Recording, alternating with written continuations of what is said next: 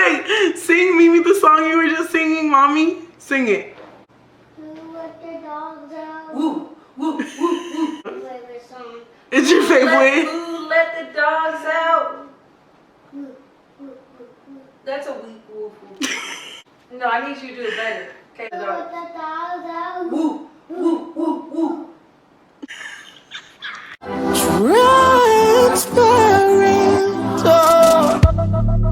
Ever since I saw you, I had double vision. One you on the surface, lying on top of a perfect picture.